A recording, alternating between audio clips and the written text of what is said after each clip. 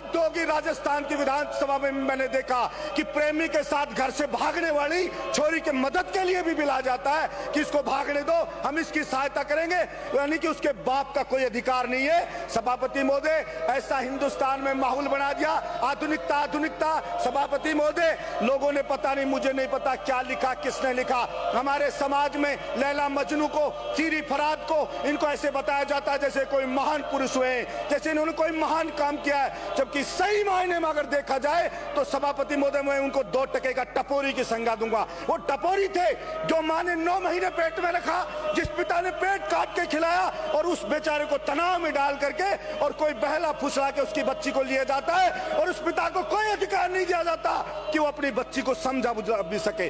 सभापति महोदय, auto rickshaw में किराया निर्धारित करने का कानून बनता है, मिनी बस में किराया निर्धारित करने का कानून बनता है, लेकिन स्कूल जो एज कॉलेज ये वेलफेयर के लिए होते हैं, कोई व्यापार नहीं होता है। लेकिन आज तक मुझे समझ नहीं आया कि किसी भी सरकार ने, किसी भी पार्टी की सरकार रही हो, किसी ने भी कभी इस बात के लिए कानून बनाने का नहीं सोचा कि इन पे लगाम कैसे लगाई जाए। सभापति महोदय, एक नाई के मैं सेविंग कराने जाता हूं, सभापति महोदय 2 लाख का प्लॉट खरीदा नाई ने, 2 लाख का प्लॉट खरीदने पे इनकम टैक्स का नोटिस आ जाता है कि 2 लाख रुपए कहां से लाए थे, और सीए उसको कहता है 30,000 रुपए चाहे तब आपका पिंड छूटेगा। ये इनकम टैक्स का हाल है। लेकिन मैंने कभी नहीं सुना जो वेलफेयर के लिए काम करने वाली, जो ये कॉलेज स्कूल के मालिक के घर पे कभी इनकम टैक्स गई हो।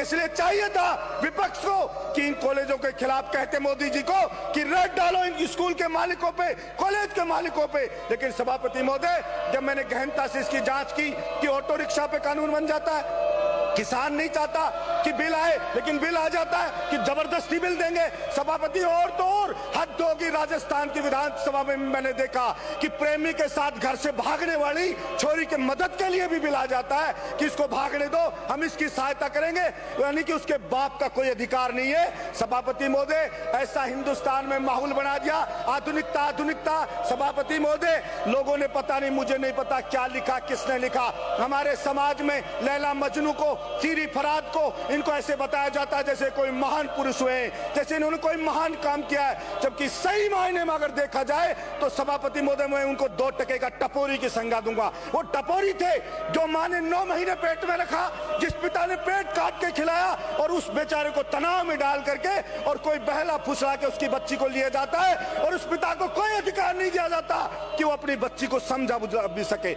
इसलिए ऐसे बिल आ जाएंगे, सारी किसान नहीं चाह रहा वो बिल आ जाएंगे, तरह तरह के बिल आ जाएंगे, लेकिन ये बिल कहीं पे किसी भी हिंदुस्तान की किसी भी सरकार में ये नहीं आया कि साहब जो गरीब का बेटा है, किसान का बेटा है, मजदूर का बेटा है, वो महंगी शिक्षा नहीं ले सकता, इसलिए उसको सस्ती शिक्षा कैसे दिलाई जाए, उसमें जोर नहीं देगा। क्योंकि कारण इतना है, सारे सफेद पोस्ट नेता हैं या आईएएस हैं जो सीनियर, उन्हीं की कॉलेज चलती हैं, उन्हीं के स्कूल चलते हैं, और सभी के सभी सारे के सारे एक ही थैली के चट्टे बट्टे सब भाई हैं। किसकी भी सरकार आए उन पे ना बना है ना आगे कभी बनेगा। इसलिए मैं मेरे विपक्ष के साथियों से भी कहना चाहता हूं कि कभी आपका जमीन जगे तो इसके ऊपर भी आवाज उठाना।